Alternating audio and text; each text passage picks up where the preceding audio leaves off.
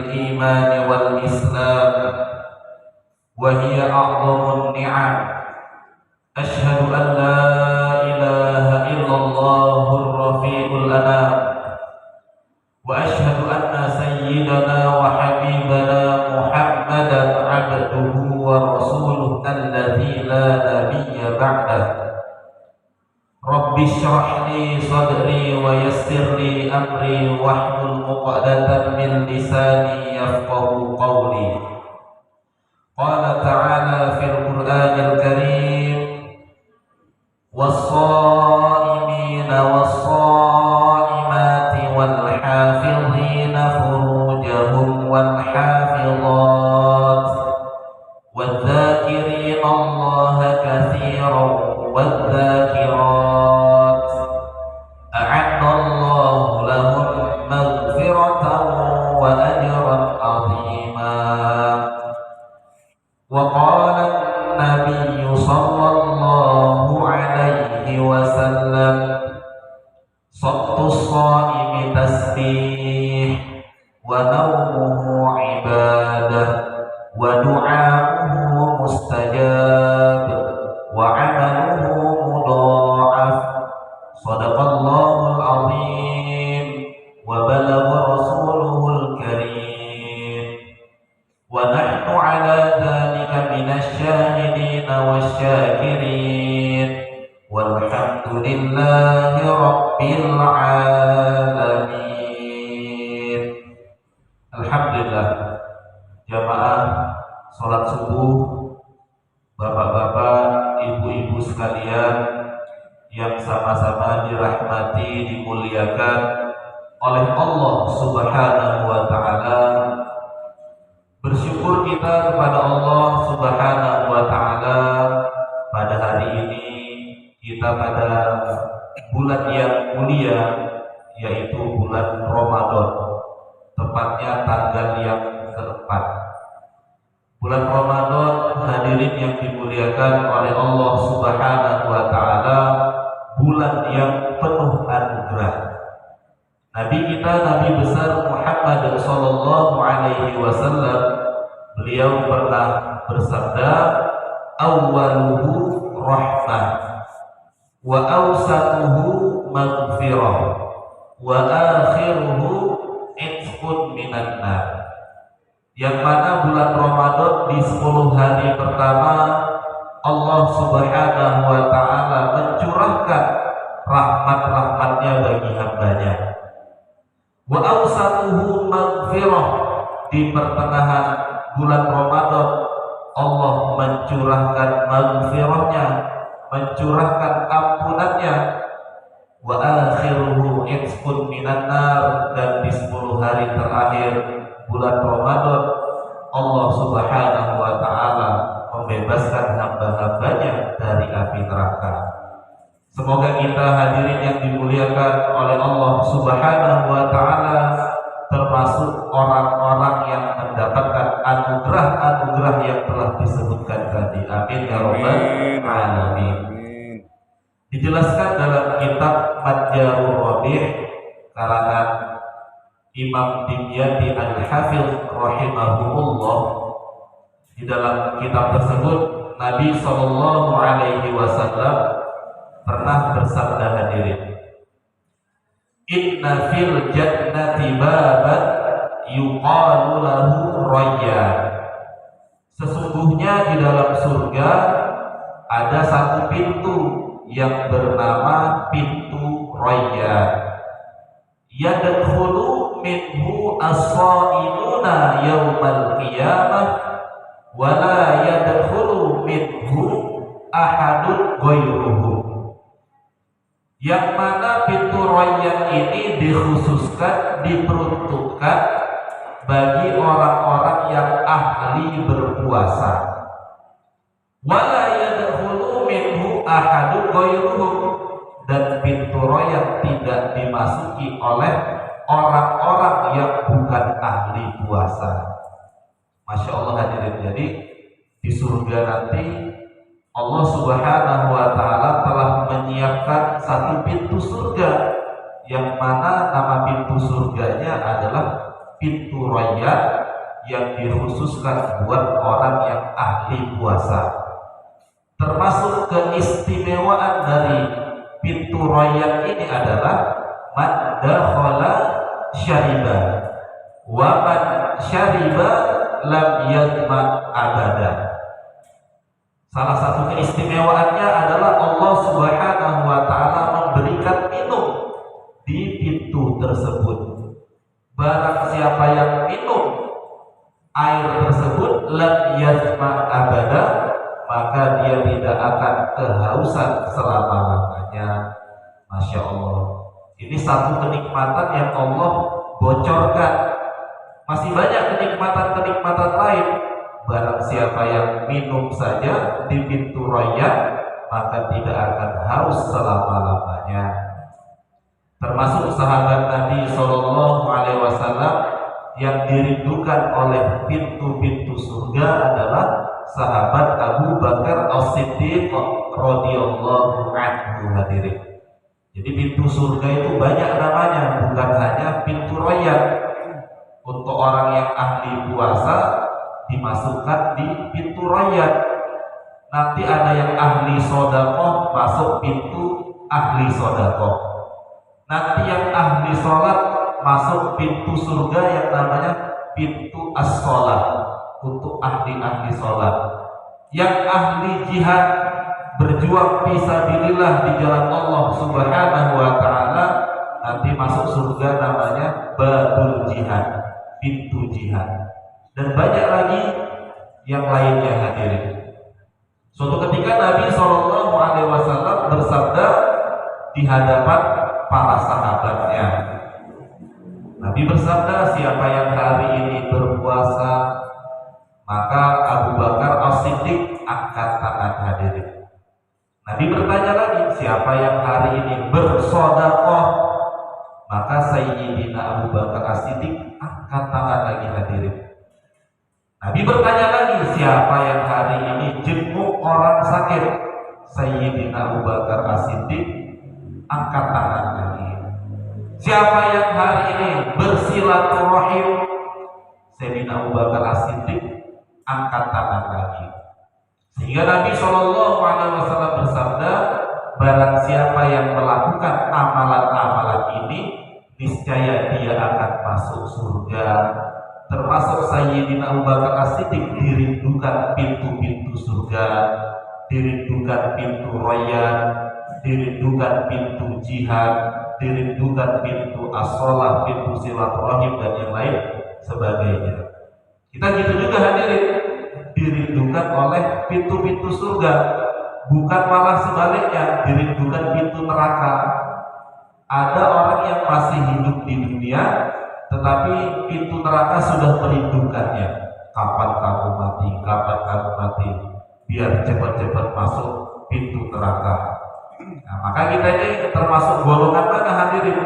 Dirindukan pintu surga atau malah sebaliknya dirindukan pintu neraka? Nauzubillahi min dzalik. Maka di bulan Ramadan ini banyak sekali keistimewaannya. Jangan sampai kita gak dapat apa-apa di dalam bulan Ramadan ini.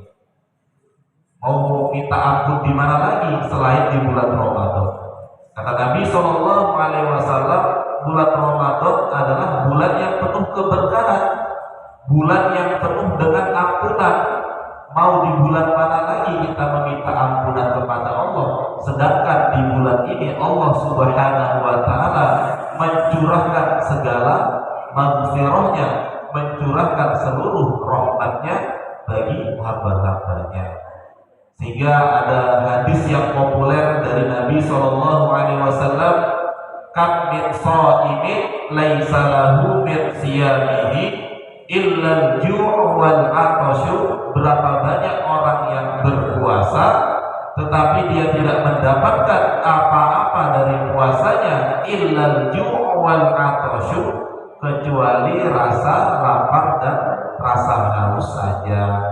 Mudah-mudahan kita mendapatkan pahala puasa di sisi Allah Subhanahu wa taala. Amin ya rabbal alamin. Ini sekedar mukaddimah hadirin. Pada kesempatan pagi ini ini saya akan sedikit membahas masalah yang sangat-sangat penting berkaitan dengan puasa, yaitu masalah niat puasa. Jadi niat ini merupakan rukun dalam ibadah-ibadah, bukan hanya rukun dalam puasa, tetapi rukun dalam ibadah-ibadah yang lain juga, seperti rukun dalam sholat, rukun dalam zakat, dan yang lain sebagainya memerlukan niat.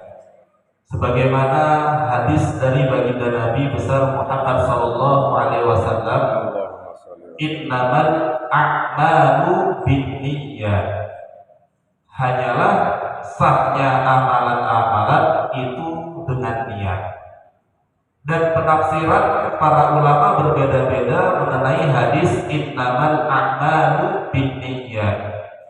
Menurut Imam Abu Hanifah rahimahullah, dalam hadis ini beliau menafsirkan innama kamalul a'mal binniyat, hanyalah kesempurnaan suatu amalan-amalan dengan niat. Kalau menurut mazhab Abu Hanifah, Imam Hanafi, yang namanya niat merupakan kesempurnaan dalam suatu ibadah. Berbeda halnya menurut mazhab Imam Asy-Syafi'i rahimahullah, beliau menafsirkan innamal a'malu binniyat dengan tafsiran innama sihhatul a'mal binniyat, hanyalah kesahan suatu amalan itu dengan niat. Maknanya kalau kita nggak niat, maka nggak sah amalan kita. Termasuk niat pada bulan Ramadan. Dan biasanya yang namanya niat ini berbarengan dengan suatu perbuatan yang hadirin.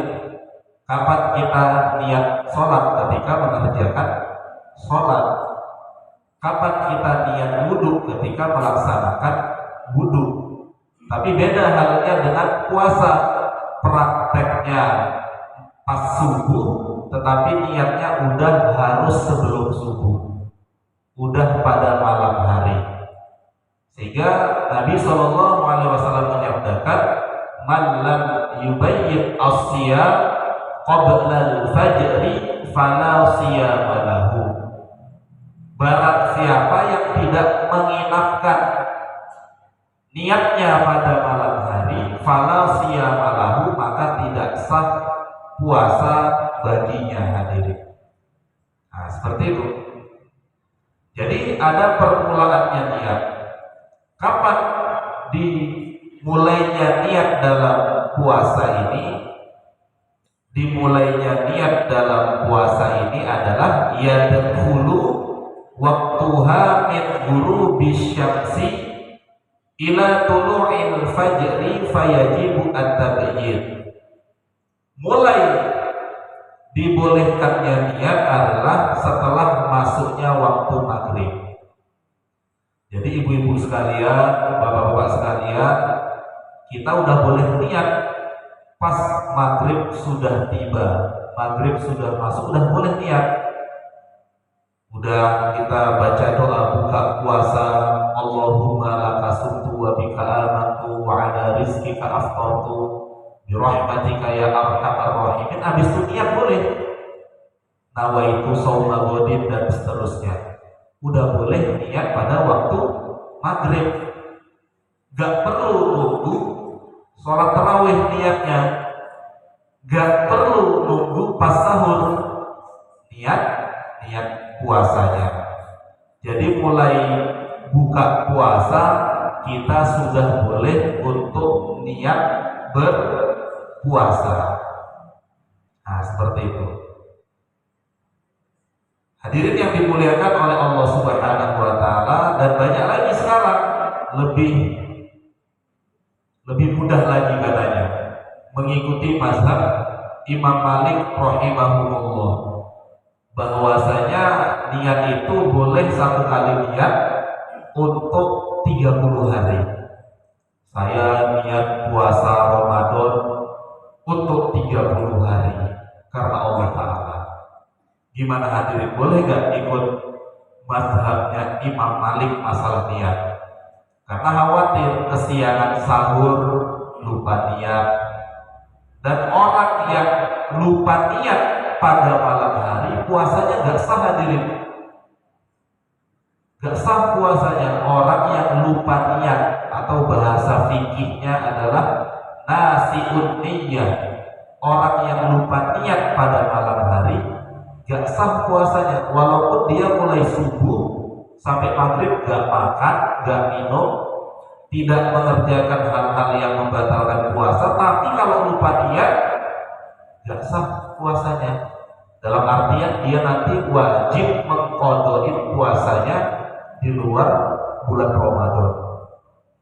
Maka ada solusi, mengikuti pendapatnya Imam Malik yang membolehkan yang dari mazhab tersebut niatnya cuma sekali untuk 30 hari. Ya, sekarang permasalahannya seperti ini hadirin. Ini udah mulai bahas masalah kita ya. Jadi masalah tuh banyak sebenarnya. Bukan masalah minyak aja yang naik, bukan hanya masalah minyak aja yang langka. Dalam masalah persoalan ibadah sangat banyak sekali hadirin permasalahan. Nah, permasalahannya seperti ini. Kita semua yang ada di sini mengikuti pendapatnya mazhab Imam Asy-Syafi'i rahimahullah. Tapi kok niatnya ngikuti mazhab Imam Malik? Ini kan gak konsekuen dalam mazhab. Contohnya gini, kita wudhunya ikut mazhab Syafi'i, tapi cara membatalkannya ikut mazhab Hanafi. Ini boleh gak hadir? Niatnya ikut mazhab Imam Malik, tetapi puasanya ala Imam Syafi'i. Kita contohkan gini. Tadi bapak-bapak contohnya pas mau berangkat ke masjid, udah wudhu dulu di rumah, udah wudhu untuk sholat subuh. Tetapi istrinya bilang, "Bang, sebelum ke masjid salaman dulu. Bang, sebelum ke masjid salaman dulu." Padahal di masjid udah selesai azannya, udah mau iqamah ini. Suaminya selalu tidak ketinggalan takbiratul ula, gak pernah ketinggalan. Tapi istrinya maksa, "Bang, salaman dulu." Akhirnya suaminya nyari hilang, pakai sarung tangan biar gak batal wudhunya. Istrinya gak mau, peka istrinya mungkin kan, maunya langsung sentuhan kulit sama kulit, gak mau pakai sarung tangan. Akhirnya suaminya pun menuruti keinginan istrinya, ya udahlah salaman. Akhirnya selesai salaman sama istrinya, males wudhu lagi suaminya, udah mau sholat ini. Air pun dingin kalau wudhu, wah, akhirnya pindah mazhab. Tiba-tiba pindah mazhab Imam Hanafi yang menyatakan kalau wudhu itu menyentuh perempuan gak batal hadirin. Nyentuh istri itu gak batal kalau menurut mazhab Hanafi. Kapan batalnya wudhu? Jima adalah mazhab Hanafi. Kalau jima baru batal. Kalau sentuhan itu gak batal menurut mazhab Hanafi. Akhirnya suaminya pindah mazhab. Udah nyentuh istrinya gak wudhu lagi, langsung sholat subuh di masjid. Allahu Akbar. Nah, ini gimana hadirin? Boleh nggak seperti itu? Wudhunya cara Imam Syafi'i, tapi cara pembatalannya ikut mazhab Abu Hanifah. Boleh nggak kira-kira? Ya nggak boleh. Ini namanya talfik. Apa itu talfik? Mencampur adukan dua mazhab. Kalau kita wudhunya dengan cara Imam Syafi'i, maka cara pembatalannya pun cara Imam Syafi'i, sholatnya pun cara Imam Syafi'i. Kalau mulai wudhunya caranya Imam Abu Hanifah, maka cara pembatalannya pun dengan cara Imam Abu Hanifah, dan tata cara sholatnya pun cara Imam Abu Hanifah, satu paket. Nah, sedangkan banyak praktek di kalangan kita seperti ini, niatnya mengikuti pendapatnya Imam Malik, tapi puasanya mazhabnya Syafi'i. Masya Allah. Ini boleh gak hadirin kira-kira? Boleh gak kira-kira? Nah, maka di sini termasuk dalam kitab I'anatul Talibin, di sini dipermudah untuk masalah puasa, agak dipermudah. Maksudnya bagaimana? Untuk kalangan orang awam yang dia itu sulit untuk niat puasa setiap malam, boleh ngikutin atau taklid Imam Malik dalam masalah niat. Kenapa? Karena khawatir daripada nggak puasa pagi harinya. Nah, maka ini rukhsah, keringanan. Tapi bagi bapak-bapak yang di sini, ibu-ibu yang di sini, saya yakin ahli ibadah semua, ahli puasa semua, maka nggak perlu ngikutin pendapatnya Imam Malik. Yang sangat utama adalah kita setiap hari perlu niat. Nah, paham hadirin ya? Biar nggak lupa niatnya, habis buka langsung kita niat puasa, nggak usah tunggu sholat tarawih. Nah, kadang nih guyang sedikit. Biasanya jamaah sekalian, bapak-bapak, ibu-ibu, alasan kenapa sholat tarawih di masjid biar gak ketinggalan niatnya. Karena ingatnya niat itu kalau sholat tarawih, kalau nggak sholat tarawih nanti lupa niatnya. Seperti itu. Wah, kalau gitu Ustaz, saya niatnya udah maghrib, berarti gak perlu sholat tarawih. Ya salah. Niat juga pada maghrib, nanti sholat juga tarawih di masjid. Dan pahalanya beda hadirin. Kalau kita mulai niatnya mulai maghrib, niat puasanya mulai maghrib, nanti pahala puasanya itu mulai maghrib udah dicatat. Mulai maghrib udah dicatat pahala puasanya. Kalau niatnya nanti pas setelah tarawih, mulai tarawih nanti pahala puasanya. Kalau niat puasanya pas sahur, nanti pahalanya nanti mulai sahur dapat pahala puasanya. Nah, maka kalau kita pengen niatnya pahala kita itu banyak, niatnya mulai maghrib. Maghrib udah mulai niat puasa, nanti terus panjang pahalanya. Seperti itu, paham hadirin ya? Sehingga banyak dalam hadis tuh niatul mukmin khairun min amalihi. Niatnya seorang mukmin itu lebih baik daripada amalnya. Nah, sekarang kita kupas sedikit lagi masalah niat.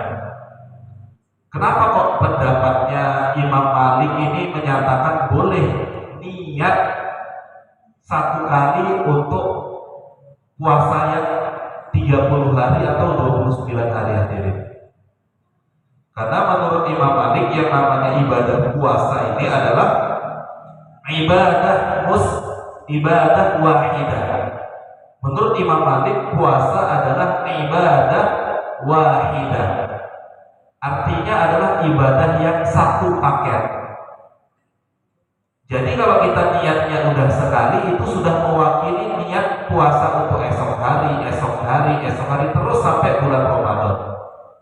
Jadi puasanya ibadah wahidah, ibadah yang satu paket. Sama kayak sholat hadirin.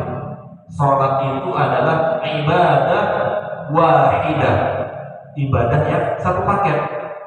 Kita niat dalam sholat di rakaat pertama atau setiap rakaat kita niat hadirin? Di rakaat pertama aja kan kita niat. Sholat subuh tadi niatnya kapan? Di rakaat pertama. Nanti di rakaat kedua kira-kira niat lagi nggak? Nggak perlu, karena sholat adalah ibadah wahidah, ibadah yang satu paket. Begitulah menurut pandangannya Imam Malik. Puasa itu ibadah wahidah, ibadah yang satu paket. Sehingga untuk masalah niatnya sekali, itu sudah mewakili untuk puasa yang besok, puasa yang besok-besoknya lagi sampai selesai. Nah, ini kita kupas sedikit kenapa kok Imam Malik berani mengatakan puasa itu niatnya mesti sekali udah cukup. Tapi kalau menurut Imam Abu Hanifah, Imam Ahmad bin Hanbal, yang namanya puasa itu bukan ibadah wahidah, tetapi ibadah mustaqillah. Apa itu ibadah mustaqillah? Banyak kan ya jenis ibadah. Ibadah mustaqillah itu adalah ibadah yang menyendiri. Maknanya puasa yang hari ini berbeda dengan puasa yang esok. Beda lagi puasa yang esok harinya lagi. Sehingga setiap hari butuh yang namanya niat. Paham hadirin ya? Sholat subuh nanti berbeda dengan sholat zuhur. Berbeda juga dengan sholat asar. Berbeda juga dengan sholat maghrib, sholat isya. Sehingga setiap sholat perlu yang namanya niat. Nah, inilah menurut pandangannya Imam Asy-Syafi'i, Imam Abu Hanifah, dan Imam Ahmad bin Hanbal. Sehingga menurut tiga mazhab ini setiap hari perlu niat. Yang beda itu cuma Imam Malik aja yang mengatakan bahwasanya niat puasa itu hanya untuk sekali udah cukup untuk hari-hari setelahnya. Paham hadirin ya? Nah, seperti itu. Kemudian hadirin yang dimuliakan oleh Allah Subhanahu wa taala, tetapi di sini ada perbedaan lagi di sini. Masalah niat. Kalau menurut Imam Abu Hanifah, masalah niat puasa itu lebih longgar lagi. Kalau niat puasa fardu atau niat puasa sunnah boleh dikerjakan di siang hari niatnya. Nah, ini kalau puasa wajib, puasa sunnah boleh niatnya di siang hari. Nah, ini bedanya. Kalau menurut mazhab Imam Syafi'i, Imam Ahmad bin Hanbal, mereka satu pemahaman niat itu ya mesti malam hari. Kalau untuk puasa fardu, kalau untuk puasa sunnah boleh siang hari, asalkan sebelum zawal atau sebelum masuk waktu zuhur.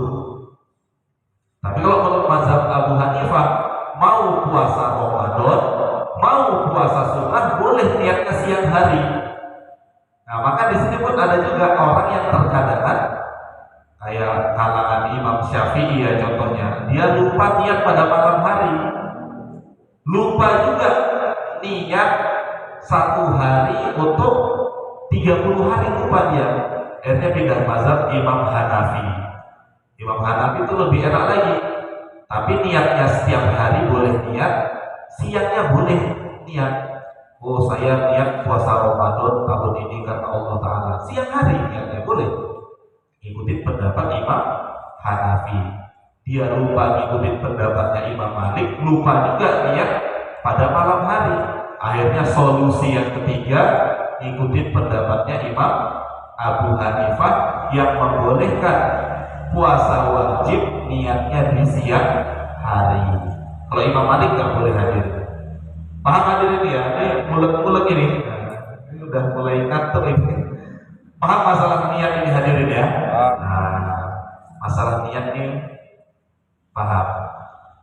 Sehingga keempat mazhab kita tadi ini, mereka dalilnya itu sama. Dalilnya malam yubayyin asya qabla al-fajri fala siyama lahu. Barang siapa yang tidak menginapkan niatnya pada malam hari, maka tidak ada pahala puasa baginya atau tidak sah puasa baginya. Dalilnya sama tapi pemahamannya itu berbeda. Maka penting hadirin kita dalam ibadah ini ikutin pendapat imam-imam empat. Gak boleh kita ngarang-ngarang sendiri. Apalagi sekarang banyak di medsos itu ya kan. Masya Allah, baca ayat Quran sekali langsung mencetuskan hukum. Boleh menikah dengan orang non-Islam, Masya Allah, dengan landasan ayat Al-Maidah ayat yang kelima. Asal-asal baca Quran, lihat terjemahan depak, langsung bisa memberikan rumusan hukum. Boleh nikah dengan orang non-Muslim. Apakah dia tidak merujuk di kitab Fathul Wahab? Apakah dia tidak merujuk di kitab Fathul Mu'in yang telah jelas menjelaskan secara detail nikah dengan beda agama.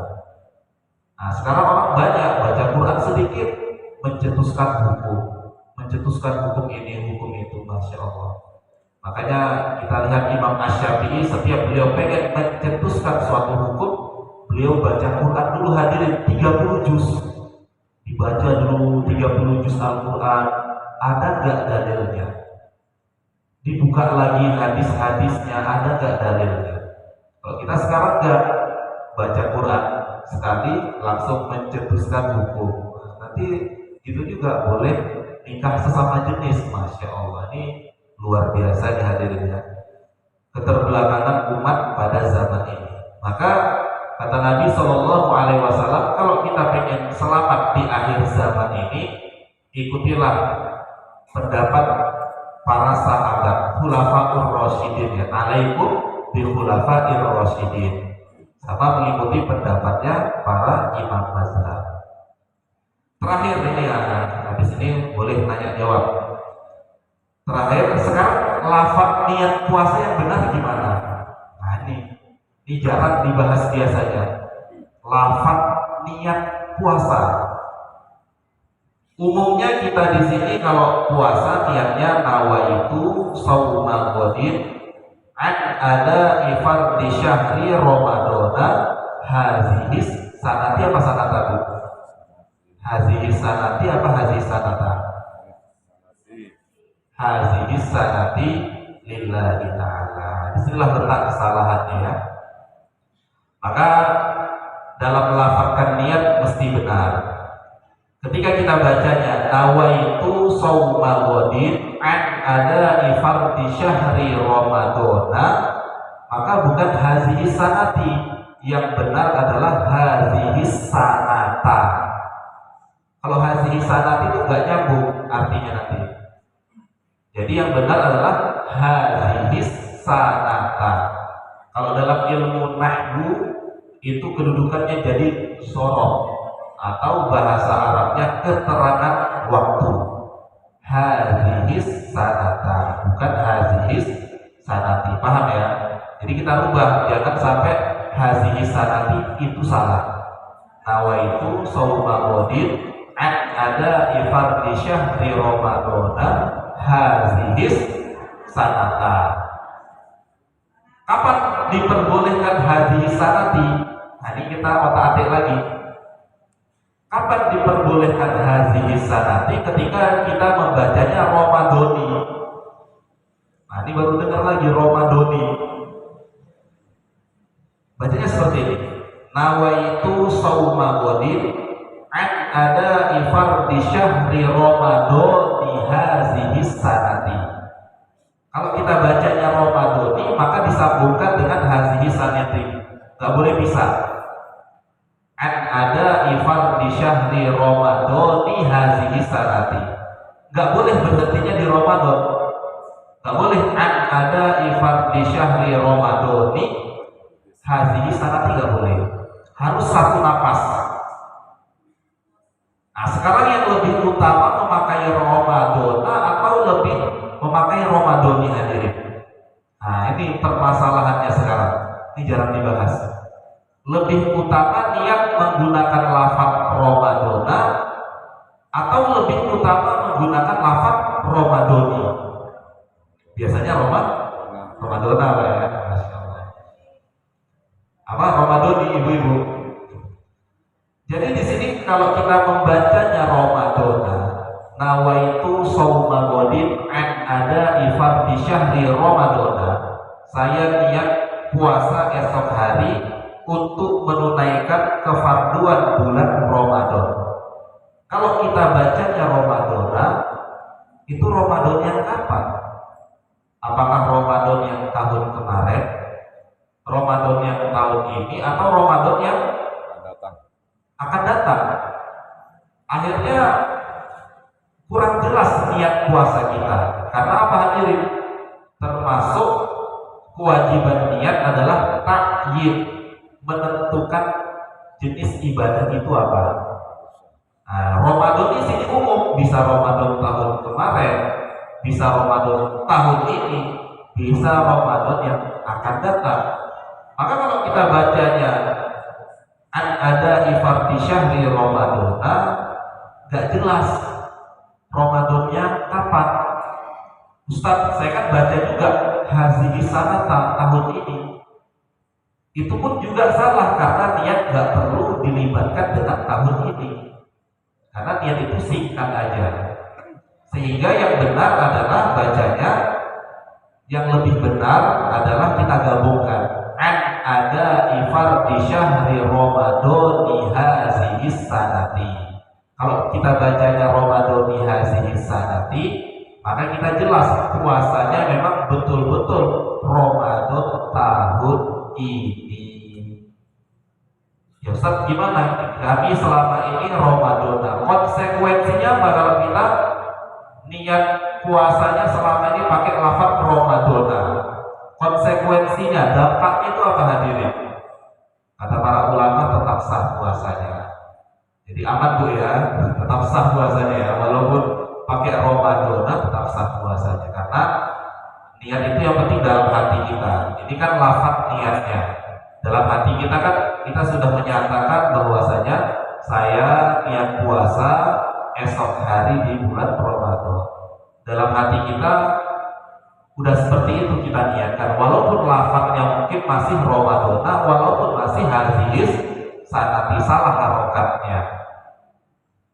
Nah maka kalau kita pengen yang benar lafaznya yaitu an ada ifardi syahri Ramadani hazihi sanati, itu satu napas sampai situ. Paham hadirin ya?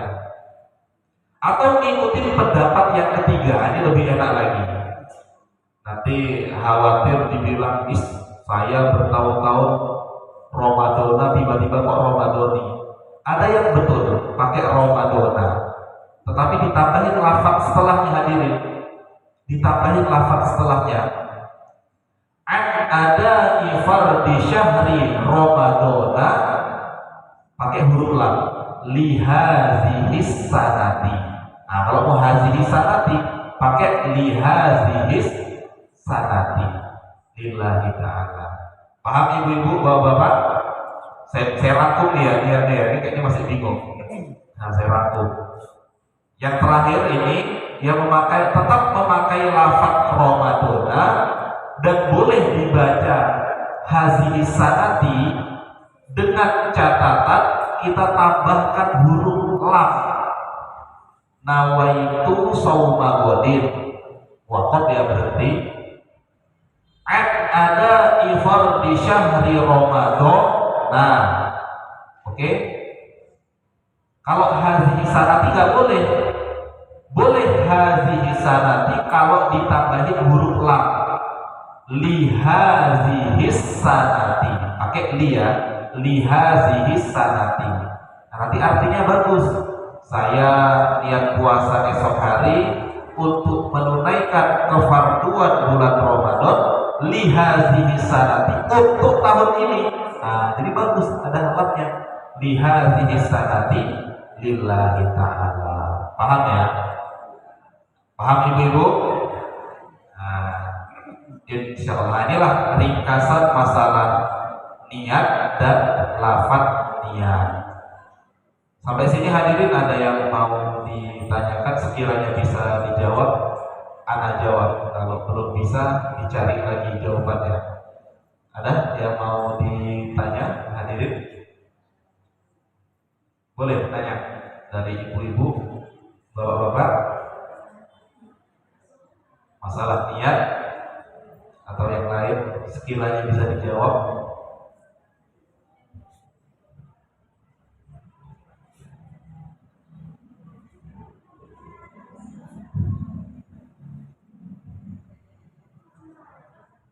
Paham Pak ya? Nah, ini intinya udah paham semua ya. Jadi nggak perlu dipertanyakan lagi karena udah paham. Ini ada satu masalah lagi. Ini sampai jam berapa ini? Udah pas? Mau ditambah lagi? Lanjut. Udah? Cukup? Lanjut Ustaz. Ini sedikit lagi Bu ya. Kalau nggak saya tuntaskan nanti saya khawatirnya zolim sama jamaah nanti. Ada yang kurang dalam penyampaiannya. Untuk masalah lafaz saya harap udah tuntas. Kalau masalahnya ada ifar di syahri Ramadana, maka pakainya hazihis sanata. Kapan hazihis sanati? Ada ifar di syahri Ramadani hazihis sanati. Itu yang kedua. Boleh juga pakai lafaz yang ketiga tadi, ada ifar di syahri Ramadana, tapi ditambahin lam lihazihis sanati lillahi ta'ala. Oke, sekarang ada satu permasalahan. Ini masalah puasa sunnah ya. Ada orang melaksanakan puasa sunnah. Dia sudah istiqomah puasa sunnah selama bertahun-tahun. Nah, kita taruhlah dia ini puasa Senin Kamis istiqomah selama 2 tahun. Gak pernah ketinggalan. Suatu ketika dia di hari Senin lupa niat, dan dia di hari Senin udah makan, udah minum. Maka apakah diperbolehkan dia niat untuk puasa?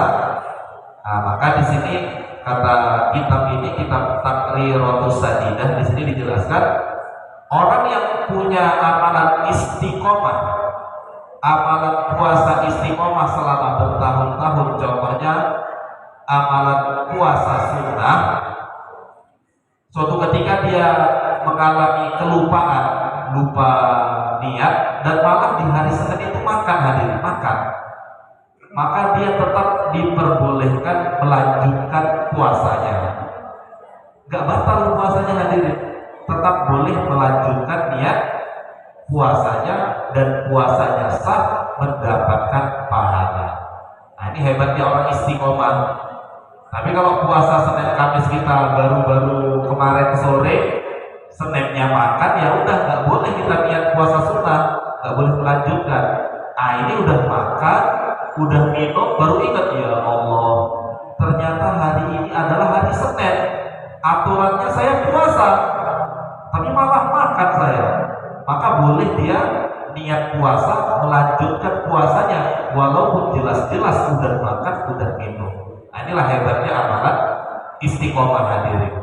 Sama kayak bapak-bapak, ibu-ibu contohnya, udah istiqomah sholat tahajud, gak pernah lupa, bertahun-tahun gak ketinggalan sholat tahajud.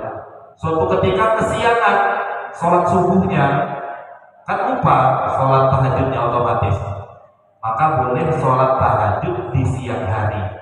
Nah, ini hebatnya amalan istiqomah, dikerjakan di luar waktunya pun itu diperbolehkan.